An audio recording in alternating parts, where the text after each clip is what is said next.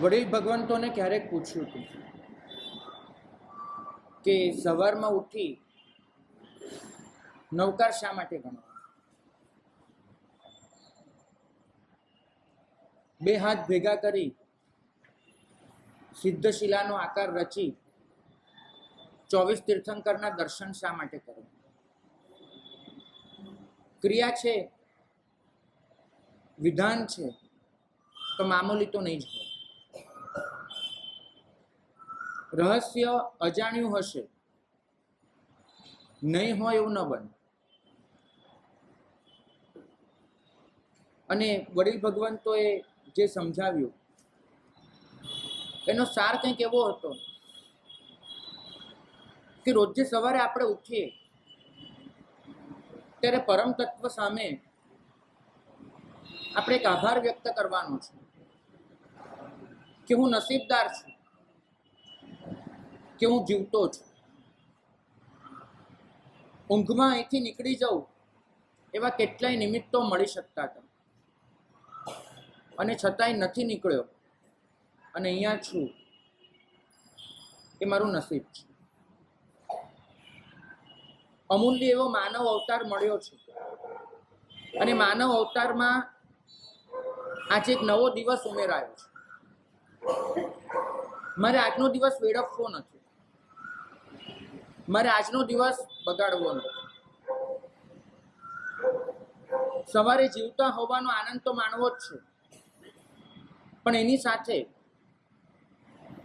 હું પાછો સૂઈ જાઉં ત્યાં સુધી મારી પાસે જે સમય છે, આ સમયને ખુશનુમા કેમ બનાવવો, આ સમયને ઉપયોગી કેમ બનાવવો, આ સમયને ઉપાદેય કેમ બનાવવો, આ સમયને મારા ભૌતિક કે આત્મિક કલ્યાણમાં કઈ રીતે વાપરવો, એનો મારે સંકલ્પ કરવો છે.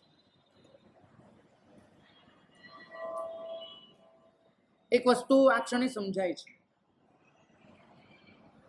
કે આપણે જે દુનિયામાં જીવીએ છીએ એ દુનિયા વાસ્તવમાં આપણા વિચારોનું, આપણા સંકલ્પોનું પ્રતિબિંબ છે, રિફ્લેક્શન છે. દરેક દિવસ આપણી સામે કોઈ સંભાવના લઈને ઉભે છે. લાઈક મરઘીનું ઈંડું જોઈ લો. ઈંડામાંથી મરઘી બહાર ન આવે ત્યાં સુધી તમે નક્કી ન કહી શકો કે મરઘીનું બચ્ચું સશક્ત હશે કે નબળું હશે, એ બચ્ચું સફેદ હશે કે કાળું હશે, એ બચ્ચું પ્લેન હશે કે રંગબેરંગી હશે, એ બચ્ચું નાનું હશે કે મોટું હશે. જ્યાં સુધી ઈંડામાંથી બચ્ચું બહાર નથી આવતું ત્યાં સુધી તમે એ છાતી ઠોકીને કહી શકતા નથી. આપણો દિવસ, ઉગનારો દિવસ, હવે પછીનો દિવસ એ મરઘીના બચ્ચા જેવો છે. નક્કી નથી કે દિવસ કેવો હશે.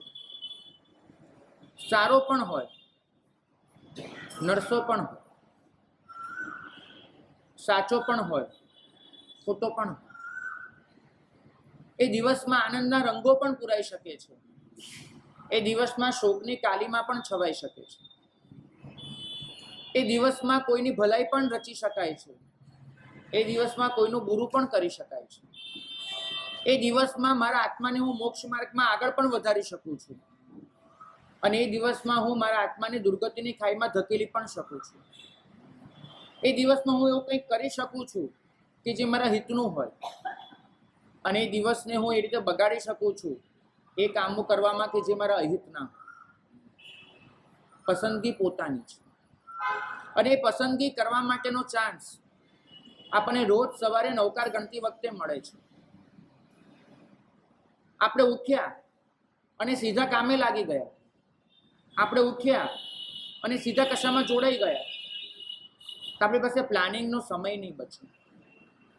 હવે પછીનો દિવસ કેવો હશે એ નક્કી કરવાનો આપણી પાસે સમય નહીં બચે. આ શાસન આપણને એક સમય આપવા માંગે છે. આ શાસન આપણને તક આપવા માંગે છે કે આપણા હિસાબમાં, આપણા હિસ્સામાં જે એક નવો દિવસ ઉમેરાયો છે એ દિવસને કેવી રીતે પ્રયોજવું. ઉર્જા તો અનંત છે આપણી અંદર,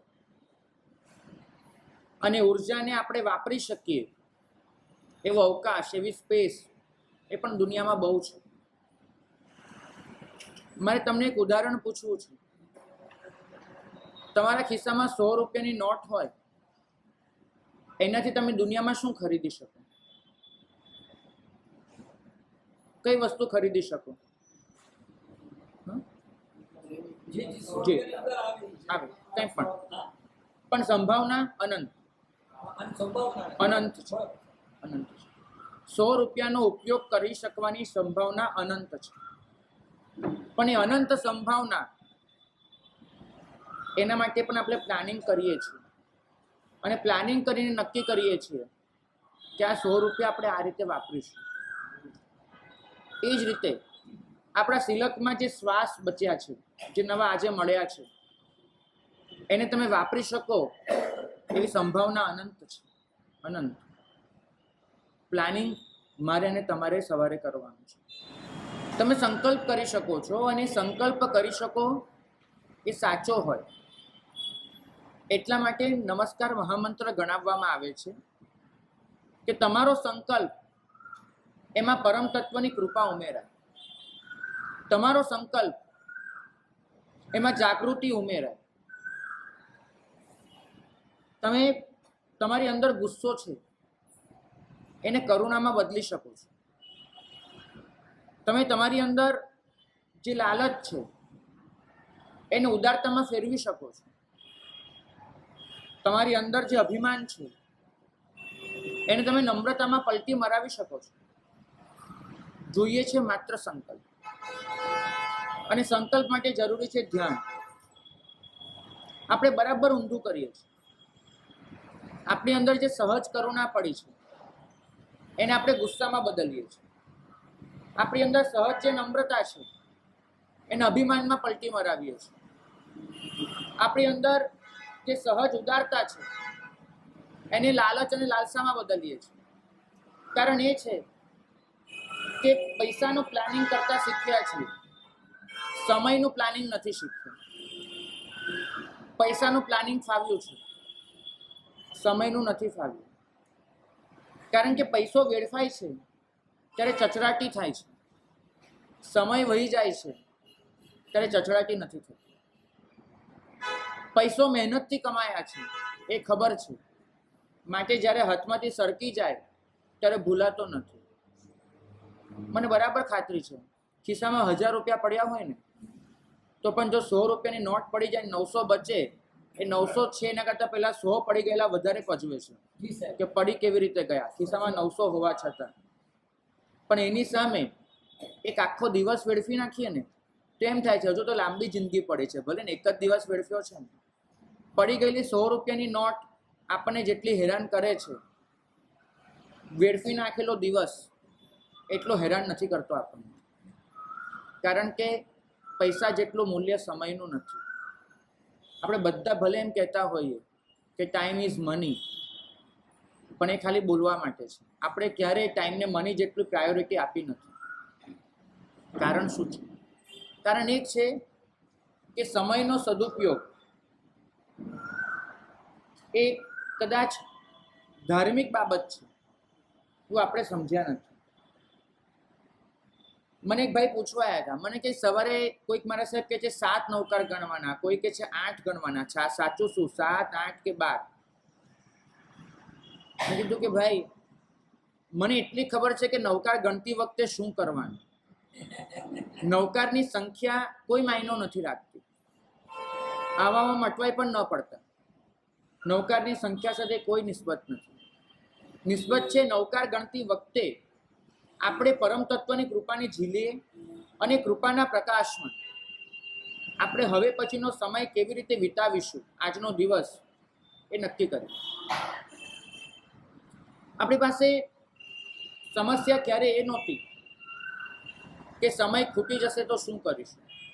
કેમ કે આપણે બધા જ જાણીએ છીએ સમય ક્યારેય ખૂટતો નથી. આ ભાવમાં સમય પૂરો થઈ જાય તો નવા ભાવમાં સમય જ હોય છે. સમય તો ચાલતો જ રહે છે, આપણે પણ સાથે ચાલીએ છીએ. સમય ક્યારેય ખૂટતો નથી. સમય ક્યાં તો સારી રીતે વપરાય છે, કાં તો ખોટી રીતે વેડફાય છે. વાપરવો કે વેડફવો, વાવવો કે નકામો કરવો, ખલાસ કરવો, નક્કી આપણે કરવાનું છે. લગભગ તમે જોજો, તમારો રાતનો છેલ્લો વિચાર એ સવારનો પહેલો વિચાર બનતો હશે. કારણ કે વચલો સમય ઊંઘનો એ તમે પેલો વિચાર ઘૂંટવામાં પસાર કર્યો હશે. રાતના તમે છેલ્લે જે વસ્તુને કે જે વ્યક્તિને યાદ કરીને સૂઈ જાઓ, સવારે ઉઠીને એ વ્યક્તિ કે એ વસ્તુ તમને જાણે અજાણે સૌથી પહેલા યાદ આવશે. રાતની એક ઊંઘ હોય છે. શાસ્ત્રકાર ભગવાન તો એમ કહે છે કે આ ભવનો છેલ્લો વિચાર આવતા ભવનો પહેલો વિચાર બને છે. જલ લેશે મરઈ જીવો, તલ લેશે એવો વજ્જય. આ ભવનો છેલ્લો વિચાર આવતા ભવનો પહેલો વિચાર છે. આજના દિવસનો છેલ્લો વિચાર આવતીકાલનો પહેલો વિચાર છે. પ્રભુ કહે છે રાત્રે સૂતી વખતે પણ નૌકાર ગણવાના છે. કારણ કે નૌકા ગણીને એટલે સુવાનું છે. નૌકારનું મહત્વ ત્યાં પણ નથી.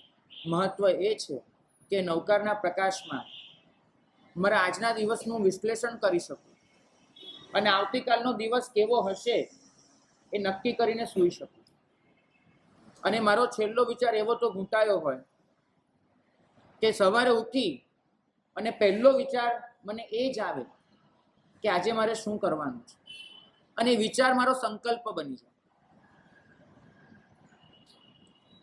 આ શાસન એને એક જબરજસ્ત શબ્દ આપ્યો છે, અનંત અનંતતા. આ શબ્દ તમને દુનિયાના કોઈ ધર્મ, કોઈ ફિલોસોફી પાસે નહીં મળે. ઇન્ફિનિટિઝમ, અનંત અનંતતા. ભગવાન કહે છે કે આપણી પાસે દરરોજ જે અનંત તક હોય છે, મારે શું કરવું એની પસંદગી મારી પાસે અનંત છે. અને પાછી એ પસંદગી કોઈ એક દિશાની અનંત નથી, તરફની અનંત છે. આ ઇન્ફિનિટી, અનંત અનંતતા. મારી પાસે બધી જ સંભાવનાઓ ખુલ્લી છે. મારી પાસે પસંદગીની તક છે. તમે જ્યારે કોઈને વોટ આપવા જાઓ ને ત્યારે તમારી પાસે અનંત પસંદગીની સંભાવના નથી હોતી. તમે જે સીટ પર વોટ આપવા ગયા છો એ સીટ પર જેટલા ઉમેદવાર ઊભા છે એટલી જ પસંદગીની તક છે. તમારે એમાંથી જ કોઈને પસંદ કરવાનું છે. પણ જાત માટે જ્યારે પસંદ કરવાનું આવે છે અને તમે જે રોજે નહીં, દર કલાકે, દર મિનિટે, દર ક્ષણે જે વોટિંગ કરો છો, એ વોટ તમે કોને આપશો એ અનંત શક્યતાઓ છે. તમારો એક એક શ્વાસ એને તમે કામે પણ લગાડી શકો. તમારો એક એક શ્વાસ એને તમે નકામો ગુમાવી પણ શકો. તમે કેટલી સરળતાથી કહી દેતા હો છો. કોઈ તમને આવીને કહે કે ભાઈ શું ક્યાંનો ટાઈમ બગાડે છે, તમે કહો હજુ ખાસ 5 મિનિટથી માંડ બેઠો છું. તમારા માટે 5 મિનિટ એ નથિંગ, કોઈ મૂલ્ય નથી રાખતું. પણ 5 મિનિટ કેટલી લાંબી વસ્તુ છે એ તમારે જો જોવું હોય ને તો એક પ્રયોગ કરજો. તલનું તેલ છે કોઈના ઘરે? બરાબર. તલના તેલનો આયુર્વેદિક પ્રયોગ આપ્યો છે, કરી જોજો ક્યારે. તલનું તેલ મોઢામાં ભરવાનું અને પછી મોઢામાં ગોળ ગોળ ગોળ ફેરવ્યા કરવાનું. ઘડિયાળ સામે બરાબર જોયા કરજો. એ તલનું તેલ નીચે નહીં ઉતરવું જોઈએ. તલનું તેલ મોઢામાં ગોળ ગોળ ફરવું જોઈએ. એને બહાર પણ નથી કાઢવાનું, નીચે પણ નથી ઉતારવાનું, બસ મોઢામાં ગોળ ગોળ ગોળ ફેરવ્યા કરવાનું છે. હા, થાકવાનું નથી. તમે જોજો, તમને એમ લાગશે કે 5 મિનિટ ક્યારે પૂરી થશે. કારણ કે આપણે હંમેશા એક ટેવાયેલા છીએ કે કોળિયો ક્યારે નીચે ઉતરી જાય. મોઢામાં ગયો, નીચે ગયો, કાં તો બહાર કાઢી નાખે. બ્રશ કરીએ ત્યારે બહાર કાઢતા હોઈએ છીએ, ખોરાક લઈએ ત્યારે અંદર ઉતારતા હોય છે. પણ કશુંક મોઢામાં મૂકી રાખવું 5 મિનિટ, તમને એમ થશે કે આ સેકન્ડનો કાંટો આટલી ધીમે ચાલતો હશે. આજે જ ખબર પડી મને કે આટલી ધીમે ચાલે છે. અને એ 5 મિનિટ જે આપણને આટલી લાંબી લાગે છે, એ જ્યારે આપણે બેઠા હોઈએ છીએ કશા પણ કામ વગર, વાતોમાં નિરર્થક આપણે એમ જ વેડફી મારતા હોઈએ છીએ. ધર્મ બીજું કશું જ નથી શીખવાડતો. ધર્મ તમને સમયનું પ્લાનિંગ શીખવાડે છે. આપણને પ્લાનિંગ આવડ્યું છે પોતાની સંપત્તિનું, જીવનનું પ્લાનિંગ નથી આવડ્યું. આપણી પાસે કેરિયરનું પ્લાનિંગ છે, કેરેક્ટરનું નથી. સમય એ પ્લાન કરવા જેવી વસ્તુ છે. આપણે અહીંથી ક્યાંક ટૂર પર જઈએ તો 7 દિવસ કેવી રીતે વિતાવીશું, ક્યાં રહીશું, ક્યાં જઈશું, ક્યાંથી ટિકિટ મળશે, કારમાં જઈશું, બસમાં, બધું જ પ્લાન કરીએ છીએ. પણ એ 7 દિવસ મારા મનથી હું કેવી રીતે વિતાવીશ એનું કોઈ પ્લાનિંગ આપણી પાસે નથી હોતું. આપણું બધું જ પ્લાનિંગ શરીર પર અટક્યું છે, મન તો બાકાત જ છે. ધર્મ તમને કહે છે કે દરેક ક્ષણે તમારી પાસે અનંત સંભાવનાઓ ખુલ્લી છે, એને ઓળખો અને સંભાવનામાંથી બહુ વિવેકપૂર્વક પસંદગી કરો કે આ ક્ષણ હું કેવી રીતે વાપરીશ. ગૌતમ સ્વામી જ્યારે પ્રભુને કહ્યું કે હિત શિક્ષા આપો, પ્રભુએ ગૌતમ સ્વામીને એક જ વાક્યની હિત શિક્ષા આપી હતી. બધાને ખબર છે કઈ હિત શિક્ષા? સમયમ ગોયમ માપમાય. જ્ઞાની ભગવંતોએ આ એક વાક્ય પર ચોપડીની ચોપડીઓ લખી નાખી છે. પ્રશ્ન દરેક એક પૂછ્યો છે કે ધારો કે ગૌતમ એક સમય વેડફી નાખે છે તો બીજા ઢગલાબંધ સમયો ઊભા છે, ભગવાન આટલું શું કામ એક સમયને સાચવી લેવાનું કે છે? માનો કે એક સમય વેડફી નાખ્યો તો બીજો સમય, બીજો વેડફ્યો ત્રીજો. ધારા છે સમયની, એક સમય પર આટલું ફોકસ શા માટે કરવાનું? જ્ઞાની ભગવંતોએ સ્વયં આનો જવાબ શોધ્યો છે, આપ્યો છે એમ નહીં કહું, શોધ્યો છે. ભગવંતોએ જવાબ આપ્યો છે આપણા માટે જાતે શોધીને કે જે માણસ એક સમયને વેડફી મારે છે એ સમયનો સરવાળો જ જીવન છે. એ માણસ કાલે જીવનને પણ વેડફતા અચકાશે નહીં. બહુ સરસ ઉદાહરણ એમને આપ્યું છે. એક ડ્રાઈવર ગાડી ચલાવી રહ્યો છે. એ જમાનામાં રથ હતા એટલે સારથીનું ઉદાહરણ આપ્યું છું, આજની ભાષામાં બોલું છું કે ડ્રાઈવર ગાડી ચલાવી રહ્યો છે અને મુંબઈથી અમદાવાદ જવા નીકળ્યો છે. રાતનું ડ્રાઇવિંગ છે અને બહુ ધ્યાનપૂર્વક એ ચલાવી રહ્યો છે, બહુ ધ્યાનપૂર્વક. અચાનક એને થાકને લીધે,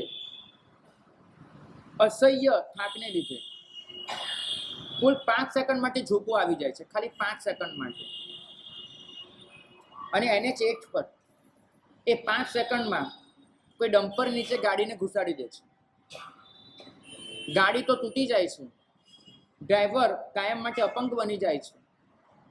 અને ડ્રાઈવર પાસે જ્યારે તમે જાઓ છો ત્યારે તમને ડ્રાઈવર કહે છે કે મુંબઈથી અમદાવાદની મુસાફરી 12 થી 16 કલાક લે છે ડ્રાઇવિંગમાં. હું 16 કલાક જાગતો હતો, ખાલી 5 સેકન્ડ માટે ઊંઘી ગયો, એની આટલી મોટી સજા હોય? તો ડ્રાઈવર તમને પૂછે છે તો તમે શું કહેશો એને? 16 કલાકની જાગૃતિ 5 સેકન્ડની ઊંઘના પરિણામમાંથી બચાવી શકે? બચાવી શકે? નથી બચાવી શકે.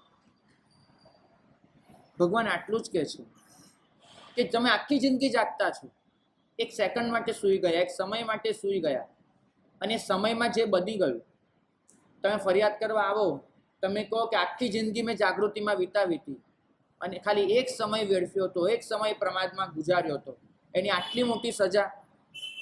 શું કહેશે ભગવાન તમને? સેમ વસ્તુ છે. સમયને જે સાચવી જાણે છે એ જીવન સાચવી જાણે છે. અને સમયને સાચવવો એટલે શું એ આ ધર્મ આપણને શીખવાડે છે. આપણે બધા જે ધર્મ લઈને બેઠા છીએ ને, જે પણ પૂજા, પ્રતિક્રમણ, ક્રિયા, બધો જ ધર્મ, એ ધર્મ આફ્ટર ઓલ એના માટે છે કે તમારી સામે કેટલી સંભાવનાઓ છે એ બાબતે તમે સ્પષ્ટ થઈ શકો અને એ સંભાવનામાંથી શેની પસંદગી કરવાની છે એનો વિવેક કેળવી શકો. મારી પાસે કેટલા યુવાન યુવતીઓ આવે છે, 10મા પછી આવે, 12મા પછી આવે, આવીને એક જ પ્રશ્ન હોય કે સાહેબ 25 લાઈન કરી શકાય એવી છે, પણ શું ભણવું એ સમજાતું નથી. કઈ લાઈન લઉં, કયો કોર્સ કરું, કઈ કોલેજ લઉં, નથી સમજાતું. એ યુવાન પાસે તો માત્ર 25 પસંદગી હોય છે, વધુમાં વધુ.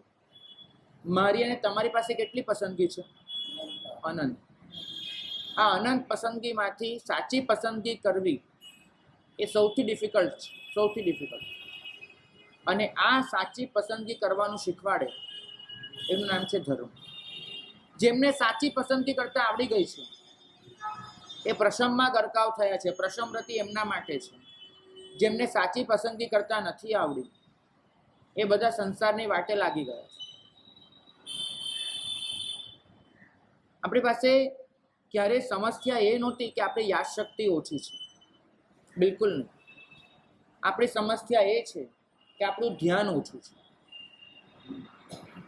હમણાં આજ મુંબઈમાં એક પ્રયોગ થયો હતો. 25 વર્ષથી એક ઓફિસ ચાલુ હતી ને ઓફિસમાં ઉપરથી નીચે સુધી મળી અને 150 જણનો સ્ટાફ હતો. એક પણ ઓફિસનો સ્ટાફ એવો નહીં હતો કે જે 3 વર્ષથી નવો હોય. મતલબ ઓછામાં ઓછા 3 વર્ષ તો ઓફિસમાં સૌ કોઈએ ગુજારેલા, અને અમુક લોકો તો 25 વર્ષથી ઓફિસ બની એ દિવસથી જ એમાં હતા. 150 જણને અચાનક જ એક પેપર આપવામાં આવ્યું. પેપરમાં એક જ પ્રશ્ન પૂછેલો કે ધારો કે આ ઓફિસમાં આગ લાગે તો અગ્નિશામક વ્યવસ્થા, પેલો બાટલો આવે ને છાંટવાનો, અહીંયા પણ છે, એ બાટલો એક્ઝેક્ટ ક્યાં મૂકેલો છે એનું લોકેશન જણાવો. આ ઓફિસમાં જો આગ લાગે તો બાટલો ક્યાં મૂકેલો છે એનું લોકેશન જણાવો. તમને બિલીવ નહીં થાય, ખાલી 28 જણ સાચું લોકેશન લખી શક્યા હતા. 25 વર્ષથી ઓફિસમાં બોસ તરીકે કામ કરતી વ્યક્તિને એમ લખ્યું કે એટલી ખબર છે કે ઓફિસમાં ક્યાંક છે, પણ 25 વર્ષમાં ધ્યાન નથી પડ્યું કે ક્યાં છે. રોજ ઓફિસમાં જાય આવે પસાર થાય નથી ખબર હોતી. કારણ શું છે? યાદશક્તિની સમસ્યા છે. સમસ્યા શેની છે? ધ્યાન. ધ્યાન. મન એટલું વિખરાયેલું છે, મન એટલું વહેંચાયેલું છે કે જે ધ્યાન આપવા જેવી બાબત છે, જ્યાં ફોકસ કરવાનું છે, જ્યાં પોતાની ઉર્જા લગાડવાની છે, જ્યાં કેન્દ્રિત થવાનું છે, એ બધું જ બાજુમાં રહી જાય છે. અને નિરર્થક સાવ કચરા જેવી બાબતો મારા મગજનો કબજો જમાવી બેસે છે. બિલકુલ કચરા જેવી બાબત. ધર્મ તમને શીખવે છે બીજું શક્તિનું પ્લાનિંગ. તમારી યાદ શક્તિ હોય કે તમારી વિચાર શક્તિ હોય, બંનેને ક્યાં કેવી રીતે લગાડશો એ ધર્મ શીખવે છે. ગઈકાલે એક સૂત્રમાં એક સાધક આત્મા પ્રભુને પૂછવા ગયો છે કે પ્રભુ, લાંબી લાંબી સાધના નથી સમજાતી, ટૂંકાણમાં સંક્ષેપમાં મને કંઈક કહી દો. અને પ્રભુએ એવા આત્માના ઉદ્ધાર માટે ખાલી એક જ કીધું, કામનું કર, નકામું બંધ કર. કેટલું કીધું? કામનું કર, નકામું બંધ કર. મને લાગે છે કે આટલું જો આવડી જાય ને તો બીજું કાંઈ જ કરવાની જરૂર નથી. આપણો વિચાર કામનો વિચાર હોય, આપણો વચન વ્યાપાર કામનો હોય, આપણો વ્યવહાર કામનો હોય તો પૂરતું છે. તમે લિસ્ટ બનાવજો કોઈક દિવસ, જો ટાઈમ મળી જાય તો. આજના દિવસમાં કામનું કામ કેટલું કર્યું, નકામું કેટલું કર્યું. તમને જાણીને જો કદાચ બનાવી શક્યા પ્રામાણિકતાથી, યાદ કરી કરીને બનાવી શક્યા, તમને જોશે, જો દેખાશે કે નકામા વિચારોથી અને નકામા આચારોથી દિવસ ઉભરાઈ ગયો છે. કારણ કે પ્લાનિંગ નહોતું. આપણી પાસે એવા લોકોની એક ફોજ ઊભી થઈ છે જે તમને ઇન્વેસ્ટમેન્ટ ક્યાં કરવું એની સલાહ આપે છે. ક્યાં તમે વધારે ગેઇન કરી શકો છો, ક્યાં મેળવી શકો છો, તમને સલાહ આપે છે. તમે ફંડમાં રોકો, તમે શેરમાં નાખો, તમે સોનું ખરીદો, તમે પ્રોપર્ટીમાં નાખો, તમને સમજાવી શકે છે. પણ તમને ખબર છે તમારા સમયનું પ્લાનિંગ કેવી રીતે કરવું એની સાચી એડવાઇસ તમને આપે એવા લોકોને તમે કયા નામે ઓળખો છો તમને ખબર છે? તમારા સમયનું પ્લાનિંગ કેવી રીતે કરવું, સંપત્તિનું પ્લાનિંગ કરે એને તમે ફાઇનાન્સ સલાહકાર તરીકે તમે ઓળખો છો. પણ તમારા સમયનું પ્લાનિંગ કેવી રીતે કરવું એની તમને સાચી સલાહ આપે એને તમે કયા નામે ઓળખો છો? કયા નામે ઓળખો ભાઈ? સાધુ, શ્રમણ. સાધુ તમારી સંપત્તિનું પ્લાનિંગ નહીં શીખવાડે, સાધુ તમારા સમયનું પ્લાનિંગ શીખવાડે. જાગૃતતા એક પ્રકાશ છે અને આ પ્રકાશ તમારા દરેક વિચારને પવિત્ર બનાવી દે છે. થાય છે એવું કે આપણા જેટલા પણ વ્યવહારો છે ને એ આપણે દુનિયા પર ડિપેન્ડ છે. એક ચેખવ કરીને એક રશિયન વાર્તાકાર થઈ ગયો. એની એક વાર્તા મને બહુ ગમે છે ચેખવની. દુનિયાને જોવાનો આપણો તરીકો કેવો છે એને બહુ સરસ રીતે સમજાવ્યું છે ચેખવે. એને વાર્તા લખી છે, બે પોલીસમેન કોઈ ગલીમાંથી પસાર થઈ રહ્યા હતા, સ્ટ્રીટમાંથી બે પોલીસમેન પસાર થાય અને એક જગ્યાએ જોયું કે મોટું ટોળું જમા થઈ ગયું છે. કોઈ પોલીસ છે એટલે ટોળું હોય તો પોલીસે જવું તો પડે જ.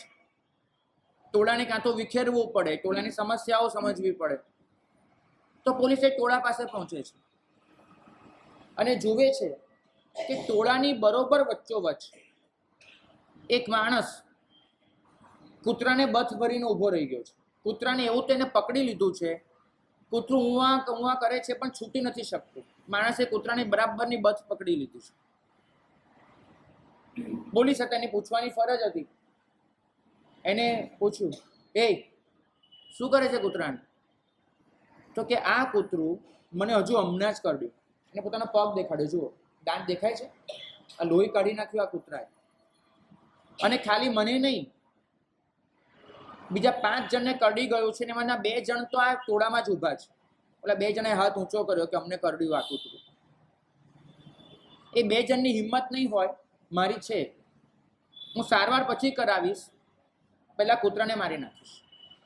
કારણ કે આ કૂતરું જીવે એ દુનિયા માટે ઘાતક છે. 5 જણને તો મારી નજર સામે કરડી ચૂક્યું, છઠ્ઠો હું. હવે આને જીવવા ના દેવાય. અને કૂતરાને બેરમીથી મારવા માંડ્યું. પેલું ટોળું એને તે જોણું થતું હતું. કેટલાક લોકો મોઢામાંથી અરેરાટી કરે પણ જોવા માટે ઊભા તો રહ્યા છે. અને કેટલા લોકો એને પ્રોત્સાહન આપે, માર માર બધું. ચેખવ લખે છે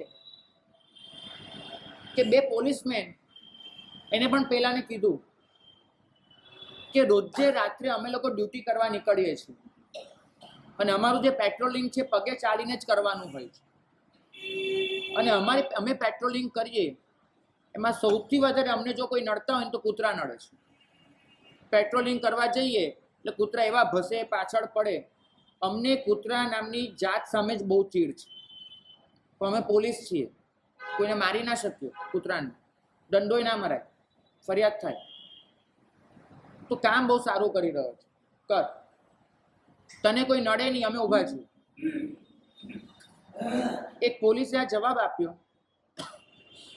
બીજા પોલીસે પેલાના કાનમાં કહ્યું કે બ્રધર, આ કૂતરું છે ને એના ગળામાં પટ્ટો છે, તને જોયો તો? 3 દિવસ પહેલા આપણા જે હેડ કોન્સ્ટેબલ છે એને ત્યાં હું ગયો હતો, આપણા ઉપરી જે છે. અને આ કૂતરું તો મેં એના ઘરે જોયું. મને લાગે છે કે આ કૂતરું એ તો આપણા ઉપરી અમલદારનું કૂતરું છે. અને જ્યાં આટલું કીધું પેલા સબળો સડક થઈ ગયો. એને કૂતરાને બદલે દંડો પેલા માણસને ઠોક્યો. ભલે હવે તે કૂતરાને મરાય? શું સમજે તું તારા મનમાં?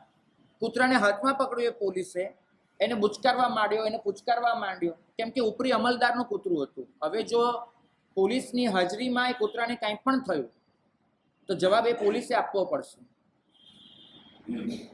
લોકો તાજ્જુબ થઈ ગયા કે ગઈ ક્ષણ સુધી જે દંડો કૂતરાને પડતો હતો એ દંડો માણસને કેવી રીતે પડી ગયો.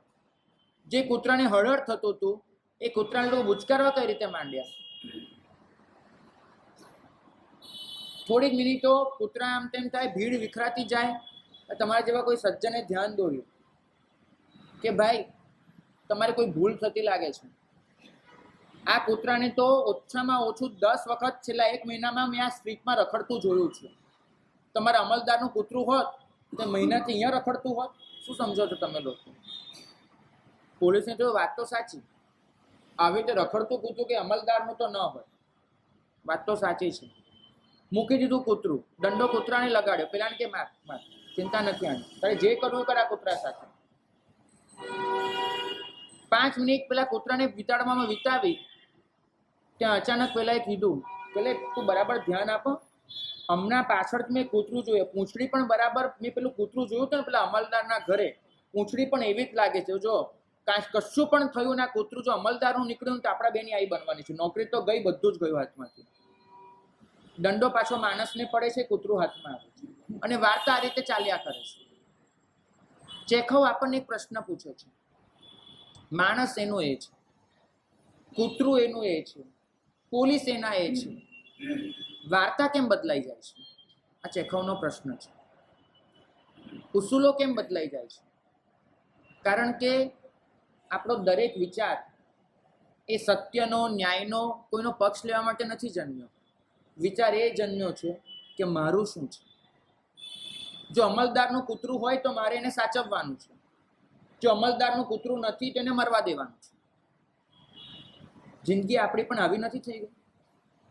કાટલા બદલાઈ નથી જતા? ત્રાજવું એક સરખું નથી રહેતું આપણું? વ્યક્તિએ આપણા માપદંડો જુદા છે.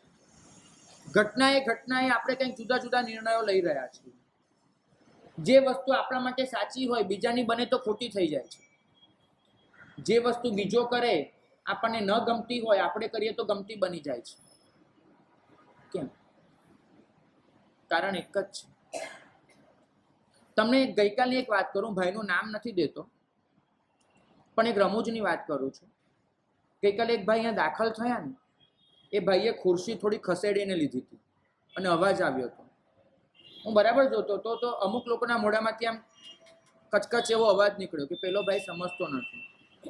પણ આ કચકચ કરનારા જે ભાઈ હતા ને, ખુદ 2 મિનિટ પહેલા અહીંયા આવ્યા ત્યારે ખુરશી એવી રીતે જ ખસેડીને મૂકેલી હતી. એટલો અવાજ એને ખુદ કરેલો હતો. આ માપદંડો કેમ બદલાય છે? પોતાના માટે જે હોય એ બીજાના માટે કંઈક જુદું થઈ જાય છે. સમય અને શક્તિનો ઉપયોગ આજના જમાનાની એક માંગ બની ગઈ છે. પ્રભુ કહે છે કે દુનિયાવી માણસ એક જ વિચાર કરતો હોય છે, મારે શું બનવું છે અને મારે શું મેળવવું છે. આ 2 પ્રશ્નમાં તમારી બધી જ વિચારધારાઓ સમાઈ જાય છે. મારે શું બનવું છે અને મારે શું મેળવવું છે. પ્રભુ કહે છે કે વિચારધારાના 2 પ્રશ્નો બદલી નાખો. મારા માટે શું યોગ્ય છે અને શેમાં મારું હિત છે. મારે શું બનવું છે એ પ્રશ્ન ખોટો છે. મારે શું બનવું જોઈએ એ પ્રશ્ન સાચો છે. તમારે શું બનવું છે તમારી પસંદગી થઈ. તમારે શું બનવું જોઈએ એ જ્ઞાની ભગવંતોની શિખામણ થઈ. મારે શું મેળવવું છે એ મારી વાસના થઈ. મારું હિત શેમાં છે એ મારી સાધના થઈ. વાસનાનો પ્રશ્ન હશે કે મારે શું મેળવવું છે, સાધનાનો પ્રશ્ન હશે કે મારું હિત શેમાં છે. દુનિયા તમને એ શીખવશે કે તું શું બની શકે છે. ધર્મ તમને એ શીખવે છે કે તારે શું બનવું જોઈએ. તમે કંઈ પણ પ્લાનિંગ કરો ત્યારે પ્રશ્ન કયા રાખો છો એ નક્કી કરીને જણાવજો. તમારી વિચારધારાના મૂળમાં પ્રશ્ન એ હોય છે કે મારે શું બનવું છે, કે પ્રશ્ન એ હોય છે કે મારે શું બનવું જોઈએ. પ્રશ્ન એ હોય છે કે મારે શું મેળવવું છે, કે મને શું મળવાનું છે, કે પ્રશ્ન એ હોય છે કે મારું હિત શેમાં છે. વાસના અને સાધના વચ્ચે કોઈ ઝાઝો તફાવત નથી. બંને વિચાર જ છે. બંને દુનિયાને જોવાના દૃષ્ટિકોણ જ છે. બંને લાઈફસ્ટાઈલ જ છે. વાસના એક લાઈફસ્ટાઈલ છે, સાધના એક લાઈફસ્ટાઈલ છે. ફરક માત્ર વિચારોમાં પડે છે, વિચારોના મૂળમાં, પ્રશ્નોમાં. એક લાઈફસ્ટાઈલ જીવનને સુખી કરવા માંગે છે, એક લાઈફસ્ટાઈલ જીવનને સંતુષ્ટ કરવા માંગે છે. સુખી થવું એના માટે સાધનોની જરૂર છે. સંતોષ પામવો એના માટે જે છે એમાં શાંતિથી બેસી જવાની જરૂર છે. સુખી થવા માટે ભાગદોડ છે, શાંતિ માટે સમાધિ કેળવવાની છે. આ દુનિયા એટલી ખરાબ થઈ ગઈ છે. એક છોકરો ઘરે જ્યારે માર્કશીટ લઈને આવે છે ને, 3 વિષયમાં A ગ્રેડ છે, એક વિષયમાં D ગ્રેડ મળી છે એને કોઈ પણ કારણસર.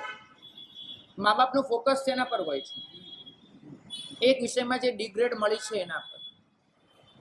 આ દુનિયા હંમેશા તમારી નિષ્ફળતાઓ, તમારી નબળાઈઓ, તમારી ખામીઓ એને બિલોરી કાચ, મેગ્નિફાઈંગ ગ્લાસ મૂકીને તમને દેખાડે છે કે તમે નિષ્ફળ છો, તમે નકામા છો, તમે ખોટા છો, તમે ક્ષતિગ્રસ્ત છો, તમે ખામીપૂર્ણ છો.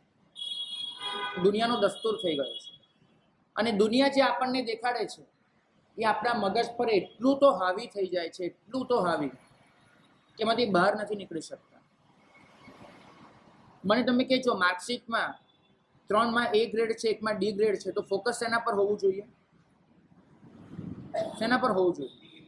D ગ્રેડ પર. કે નહીં હોવું જોઈએ એમ પૂછું, શેમાં હોય છે નહીં. હું એવું માનું છું કે 3માં A આવી છે ને એના પર ફોકસ રાખી શકાય ને વિદ્યાર્થીને કહી શકાય, જો 3માં A મેળવી શક્યો છે તો બહુ સારો છે, તો 4થામાં પણ A મેળવી શકીશ. પણ એક D ગ્રેડને આગળ કરી અને આપણે એને નકામો, બેજવાબદાર, રમત ગમતમાં સમય વેડફી નાખનારો વગેરે વગેરે કહી નાખીએ છીએ. અને જીવનમાં આપણી સાથે પણ આવું જ થાય છે. આપણી જિંદગીમાં થોડીક નિષ્ફળતાઓ આપણને મળી છે, પણ નિષ્ફળતાઓ એના પર એટલું મોટું ધ્યાન જતું રહે છે કે સફળતાઓ આપણી સામેથી છૂટી જાય છે. ધર્મ તમને વિશ્વાસ આપે છે પોતાની જાત પર. ધર્મ તમને વિશ્વાસ આપે છે તમારા હોવા પર. આપણે આ જિંદગીમાં એવું શીખી ગયા છીએ કે લોકો વખાણ કરે ને એવું કંઈક કરવું છે. લોકોના ઉત્સાહની એટલી બધી આપણને પડી છે કે જાતના આનંદ જેવું કાંઈ બચ્યું નથી, બિલકુલ નથી બચ્યું. મને સાચું કહેજો, હમણાં હોળી આવશે, હોળીમાં તમે હોળીના આરાધકોને સાતા રહે એના માટે 2-2 કલાકની મહેનત કરી છે, રોજની ઊભા રહ્યા છો, રસોઈ બરાબર બનેનું ધ્યાન આપ્યું છે, ગરમ રહેનું ધ્યાન આપ્યું છે, બરાબર પુરસ્કારી કરાવી છે, બધાની સાતા રાખી છે. 9 દિવસ 2 કલાક 18 કલાક તમે આપ્યા અને 18 કલાક કામ કર્યા પછી તમે નીકળો અને એક પણ જણ તમને એમ ન કહે કે ભાઈ તમે બહુ સારું કર્યું, તમારી અનુમોદના, તમારી વયાવત સારી હતી, તો વિચાર એવો આવે છે ને, મને તો આવે છે, સાચું કહું છું. તમને એવો આવે છે ને કે આટલું કર્યું, દુનિયાએ શું કર્યું આપણું, દુનિયાએ શું આપ્યું, એવું આવે છે વિચાર? કદાચ આવી જતો હોય તો સાવધાન થજો. આપણા માટે આપણો આત્મિક આનંદ એનું કોઈ મૂલ્ય નથી રહ્યું. લોકો આપણને વખાણે, લોકો આપણું સારું બોલે, એ વસ્તુનો જેટલો ઉત્સાહ છે. ચલો આ પ્રશ્ન જુદી રીતે કહું.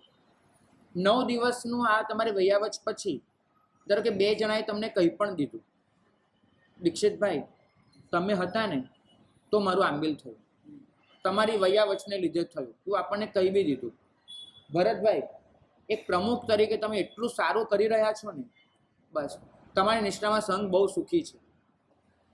9 દિવસનો આનંદ ચડી જાય છે કે સાંભળવાનો આનંદ ચડે છે? ચલો એ પૂછવું છે. વધારે આનંદ શેનો હોય છે? એ સાંભળતી વખતે વધારે ખુશી મળે છે કે 9 દિવસ આપણે સારું કામ કર્યું હતું એનો આત્મિક આનંદ વધારે હોય છે? મને તો જુદું છે. હું વ્યાખ્યાન વાંચું છું કલાક, નીચે ઉતરું છું અને પછી કોઈ મારી જગ્યાએ કહેવા આવે છે કે મારા સાહેબ આજનું વ્યાખ્યાન સરસ હતું, તો મને બહુ ખુશી થાય છે. પણ આ ધર્મને જ્યારે સમજું છું ત્યારે મને ચીડ ચડે છે મારી જાત ઉપર. ચીડ તો નહીં, દયા આવે છે થોડી, કે હું કલાક વ્યાખ્યાન વાંચું એનો આનંદ કરતા ભગવાનની વાણી મેં તમારા સુધી પહોંચાડી, ધર્મની કોઈ વાત તમારા સુધી ખુલ્લી કરી, એના આનંદ કરતા કોઈક મને કહેવા આવે કે તમારું વ્યાખ્યાન સારું હતું, એ આનંદ કેમ ચડી જાય છે? મને હજુ સુધી નથી સમજાતું. કેમ આવું બને છે આપણા જીવનમાં કે સારું કામ કરવાનો આનંદ કરતા લોકો વખાણ કરે એનો આનંદ વધારે હોય? એવું કેમ? કારણ એક જ છે, પ્રભુનું જે વચન છે ને કે તું જ તારો મિત્ર છે, તું જ તારો પ્રશંસક છે, તું જ તારો શત્રુ છે, તું જ તારો ઘાતક છે. આપણને બેઠું નથી. આપણે હંમેશા દુનિયા પાસે શાબાશી ઈચ્છી છે. આપણો આત્મા આપણને શાબાશી આપે ને એ નથી ગમતું. આત્મા તો કહે છે ભરતભાઈ કે ભરત તે બહુ સારું કામ કર્યું, આપણો આત્મા તો કહે છે, પણ એકલો આત્મા કે એનાથી આપણને સંતોષ નથી, આપણને આ બધા પાસે જોઈએ છે. તમને નહીં, મને, મારી વાત કરું છું. આવું બને છે. કેમ? આ દૃષ્ટિકોણ ધર્મ જ બદલી આપે છે. ધર્મ તમને એમ શીખવાડે છે કે તારે જીવવાનું છે તારા માટે. હા, લોકોનું ભલું કર, લોકોનું સારું કર, પણ અપેક્ષા નહીં રાખ. તારે જીવવાનું છે માત્ર તારા માટે. તારા જીવનનો અહીંયા આવવાનો ઉદ્દેશ્ય શું છે એ તારે શોધવું પડે. તમને આ ક્ષણે પૂછવામાં આવે કે તમે અહીંયા શેના માટે આવ્યા છો, અહીંયા એટલે ઉપાશ્રયમાં નહીં, આ પ્લેનેટ પર, આ ધરતી પર તમે શેના માટે આવ્યા છો, તો તમે જવાબ શું આપશો? તમારા આવવાનું વજૂદ શું છે, તમારા આવવાનો હેતુ શું છે, તમારા આવવાનો આશય શું છે? નથી ખબર. ધર્મ તમને આના માટે જાગૃત કરે છે. ધર્મ તમને એ સમજાવે છે કે તમે અહીંયા આવ્યા તે એમને નથી આવ્યા. લાઈક વાદળ ફાટ્યું ને પાણીના ટીપા વરસી પડે તો તમે અહીંયા વરસી નથી પડ્યા. તમે અહીંયા કોઈ હેતુ માટે આવ્યા છો, અને આ હેતુને ઓળખી લેવો એને ભગવદ્ ગીતાની ભાષામાં કહેવાય છે સ્વધર્મ. દરેક માણસનો એક સ્વધર્મ છે.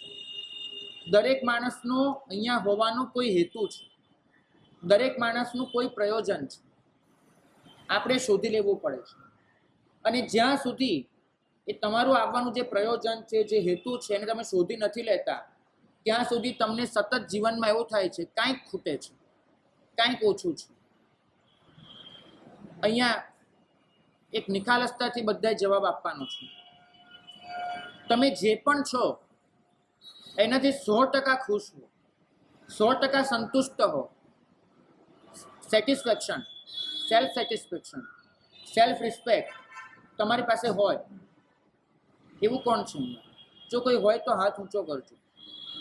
હું જે છું એનાથી સંતુષ્ટ હોઉં, હું જે છું એનાથી ખુશ હોઉં, એવું છે આપણા જીવનમાં? જો કોઈ હોય તો સકલ સંઘ માટે વ્યક્તિ વંદનીય હશે, કેમ કે એને પોતાના જીવનનો આનંદ પામી લીધો. આપણે આ શોધ કરવાની છે. પ્રશમરતિ જેવા ગ્રંથો આપણી આ શોધમાં મદદ કરે છે. આપણા હોવાનો ઉદ્દેશ્ય શું છે એ આપણને સમજાવે છે. કેમ અહીંયા આવ્યા છો એનો જવાબ શોધ્યા વગર અહીંથી નીકળતા નહીં. ખાસ એટલી બધાને આપવાની છે આજે. અહીંયા તમે શેના માટે આવ્યા છો આનો જવાબ શોધ્યા વગર અહીંથી જશો નહીં. આંખો મીચાય એ પહેલા આ પ્રશ્નનો જવાબ મેળવી લેજો કે અહીંયા શેના માટે હું આવ્યો તો. ઘણી બધી વખત આંખો મીચાય ને ત્યારે માણસ પાસે એક જ અફસોસ હોય છે, કરવા જેવું ઘણું હતું, કરી શકાયું નહીં. આવો અફસોસ લઈને તો મારે અહીંથી નથી જ જવું એટલું નક્કી કરજો. મરણ પથારીએ કહી શકીએ કે જેના માટે આવ્યો તો એ કામ પૂરું કરીને નીકળું છું, એટલું કહી શકો તો આપણી વશે કરે. આ શાસન પામ્યા, આ પ્રભુ પામ્યા, આવા ગુરુઓનો સત્સંગ મળ્યો, આવા શાસ્ત્રો મળ્યા, આવી સમજણ મળી, આવા મા બાપ મળ્યા, આવો સંઘ મળ્યો. જીવનમાં શું બાકી રહ્યું છે? તમને બળભાગી છો, પુણ્યવંત છો, આ બધું જ મળ્યું છે. ખાલી એક વસ્તુ અંદર ઉમેરવાની છે, પોતાના જીવનનું પ્લાનિંગ, પોતાના સમયનું પ્લાનિંગ. તો પ્રશમરતિના સહારે પોતાના જીવનનું, પોતાના સમયનું આપણે સૌ પ્લાનિંગ કરતા શીખીએ અને એ રીતે આવનારી પ્રત્યેક ક્ષણ એને સાર્થક બનાવીએ. આવનારી પ્રત્યેક ક્ષણ એને આપણે જેના માટે આવ્યા છીએ એ ઉદ્દેશ્યનું સાધન બનાવીએ. આવનારી પ્રત્યેક ક્ષણ એને ખુશનુમા બનાવીએ. આવનારી પ્રત્યેક ક્ષણ એને ઉપયોગી બનાવીએ. એ જ મંગલ કામના.